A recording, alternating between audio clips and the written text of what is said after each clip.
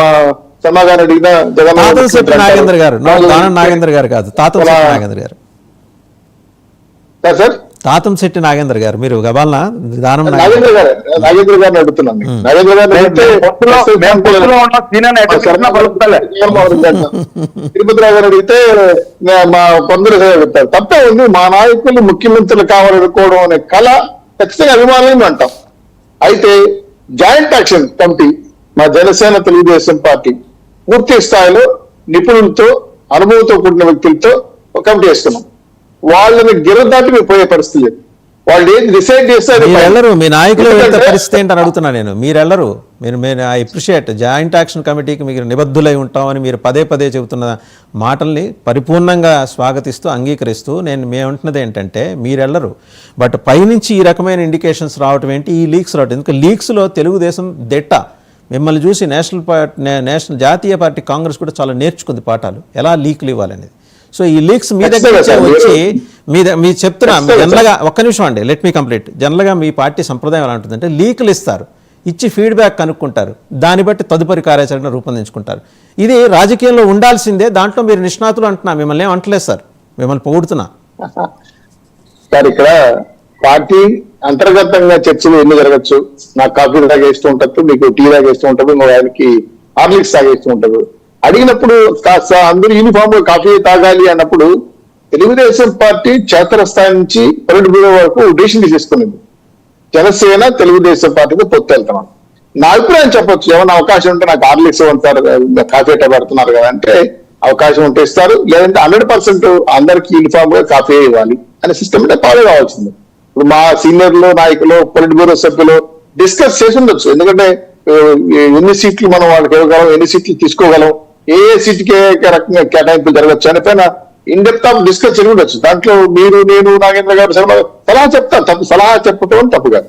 అయితే దాన్ని దృష్టిలో పెట్టుకొని జనసేన తక్కువ అంచనా లేదు వాళ్ళు మామూలు మధ్య బదనాం చేయటం, ఈ కార్యక్రమాలు చేయకూడదని పవన్ కళ్యాణ్ గారు వార్నింగ్ ఇచ్చారు, మా బాబు గారు వార్నింగ్ ఇచ్చారు, లోకేష్ గారు ఇంకా బ్రహ్మాండంగా సీరియస్ గా చెప్పారు. ఎందుకంటే మాట నాకు వచ్చిందంటే రెండు రకాలుగా సార్, ఒక్క నిమిషం, రెండు రకాలుగా మమ్మల్ని మీడియాలోను ఈ సోషల్ మీడియాలోను ఈ రెండు పార్టీల మధ్య వివాదం పెట్టి వీళ్ళిద్దరు కలిసి వస్తే మా పీట ఖాళీ అయిపోతుంది, వైసీపీ వాళ్ళు చేస్తున్నారు. ఎత్తుకొని కొన్ని ఉన్నాయి. ఎందుకంటే వాళ్ళకి ఎన్నో యూనివర్సిటీ జనరల్ సోషల్ యూనివర్సిటీలు ఉన్నాయి, వాళ్ళు చేస్తారు.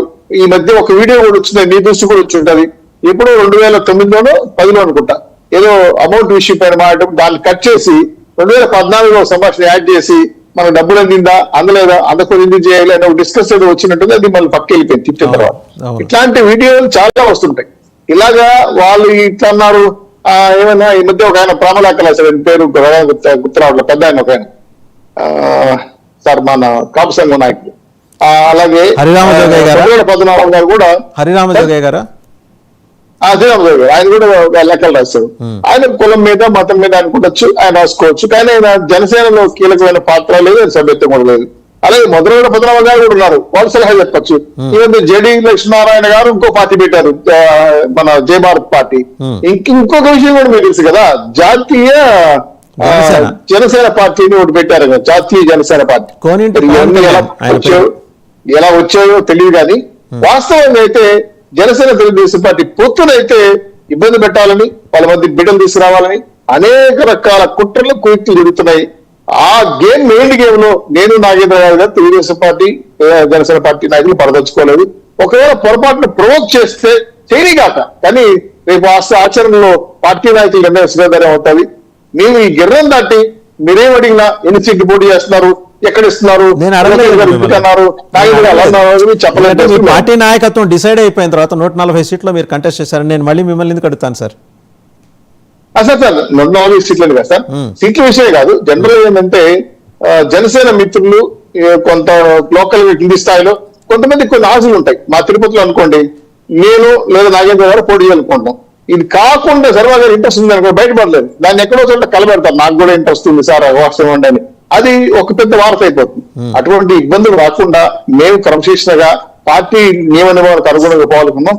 అయితే 2009కి ఈ రోజుకి జనసేన చాలా పెద్ద ఎత్తున కొంత గౌరవప్రద స్థానం బలపడింది. వాళ్ళు పార్టీ నాయకులు యంత్రాంగాన్ని, పార్టీ యొక్క నిర్మాణాన్ని పెంచుకున్నారు.